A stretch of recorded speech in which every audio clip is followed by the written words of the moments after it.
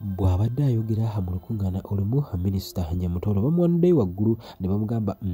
issue eriko corruption era bbaawo Eddie Kenzo tewamulidde nga ayogera kati Eddie Kenzo aleetedde minisita ebizibu akatambi ngenda kakuba mu maaso awo wabula nga nja kusaba video eno sokka ogimpereka like negimpera ekigalo minisita Nyamutolo akiguddeko Eddie Kenzo nti yamuleetedde akabasa bamuganye okwogera olwo ne bamugamba akwate emmotoka yo akatambi ngenda kuba nga kakuwa biswaza birabisa.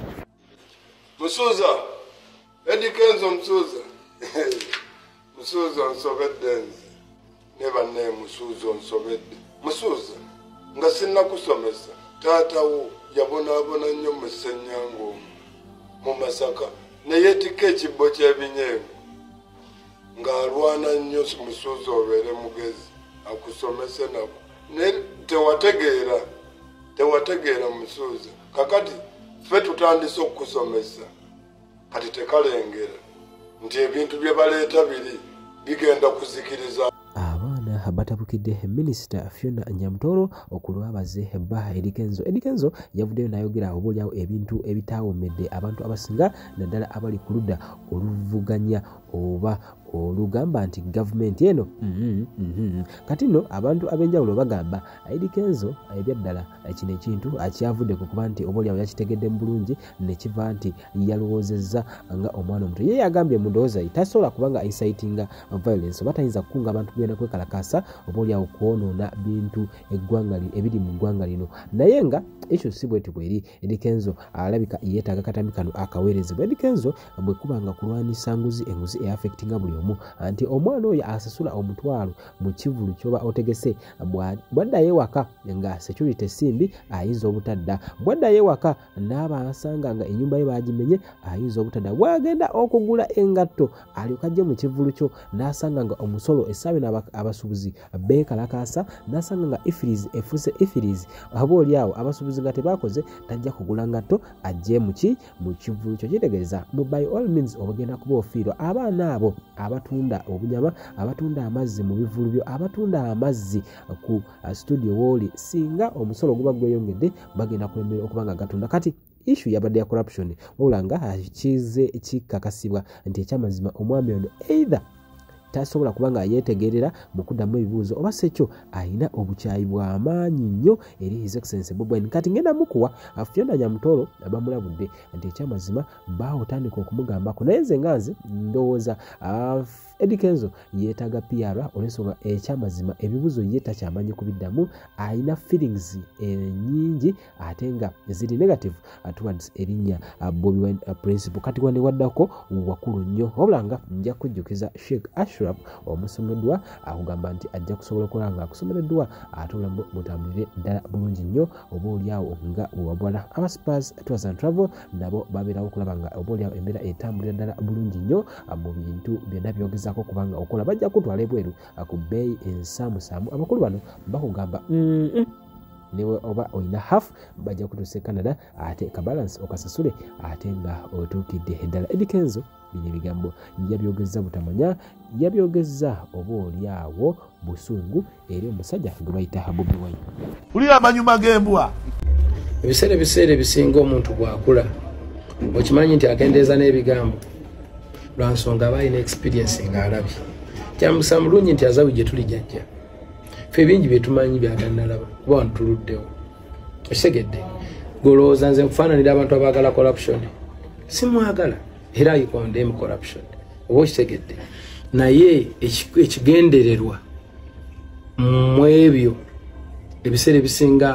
nga bwe muzze mulaba Uganda bwetambula abamu beekwasa obusongasonga naye nga balina bye baagala okukola ki okwesaawo. Like for example, I cannot incite violence. Nze Musuuza Edirisa ku Uganda gye mmanyi n'ebintu byendabye sikyayinza kusupportinga muntu kwekalakaasa. Okitegedde abamu beekalakaasa olw'okuba they are inspired by Kenya. Oyinza otya okuba inspired by Kenya? Abantu abayokya parliament, abantu abayokya business z'abantu, abantu abamenya amaduuka ne babba business z'abannaabwe. Gw'oli mu kulwana ogamba oyagala bakuwage ogende weekalakaasa naye ogamba nze lwaki togenda okisegedde kwegenda oba owulira oyagala genda tekikwetaagisa kutandika kuŋŋamba lwaki toŋŋamba Eddi ŋŋamba vaayo otugambe tugende gwegenda abantu bangi nnyo nga nange mwendi tetwagala corruption era tumuvumirira naye ekigendererwa ky'okwekalakaasa kuno kiri ki recently bekwasa we want our kabaka omuntu alina abaana be omuntu alina ab'eŋŋanda omuntu alina abakulu abamukolera oba abatambuza kingdom bo balyokke kuba bamanye ekigenda mu maaso gw'ovuddeyo yonna gy'ovudde nti tumwetaaga kati yazaaha oluyi lwagize nti kati ali twa corruption bwe banaamala nga baga nti anita masitugo kati anita bwagenda aha kyekiddako okyegedde so nze siri musiru butamanya nti abaagala okwekalakaasa we bali naye ate n'abataagala nabo bakola ki ate bonna mbasaavinga oba okitegedde bonna mbasaavinga abantu bateeka bizinesi zaabwe ku makubo gwe mujje muzirinyemu mumenye ate abo bo mukwate mutandika okukuma ebibiri timwokya ebizimbe by'abantu bo baddewa so I cannot come out nentandika okugamba abantu nti bannange tugende twekalakase we should protest. I cannot promote that. Ensi wano nduddewo manye ebintu bingi kyovola bannasirikako okitegedde ate nze nno munne bandindese kuba ate banangira nyina n'ebinyizo nze mmanyi nnyo bino ebintu simanyi balimu ebyo byonna simanyi struggle ffe twagisookamu olowooza lwaki nabivaamu nze nyina bye mmanyi byesobola kuvayo kwogera kuba ate bwe naayogera njja bonoonera n'ekintu kyamu so mundeke nze ntambule nga bwe nyina okutambula ayagala okukola ebintu byekola ayagala okwekalakasa gwamanyi ayagala okukyusa gavumenti gwamanyi kola ebibyo nange nkola ebyani ebyange ekyo kyenyinza okugamba andi kati olaba n'alabye bantu basiru naye ate David Lutalo mu basiru oli kopolo gamba obusiru bwe bwa 5G byewalula oli konkome ozo olina akayinja mu nsigo ke kakutigaatiga n'ofuna ekyeddalu ogamba otya mbu wakuba oluyimba emyaka ena emabega lwe baba bawuliriza lwaki olya buli lunaku why do you eat every day stupid mumuwulire waavuya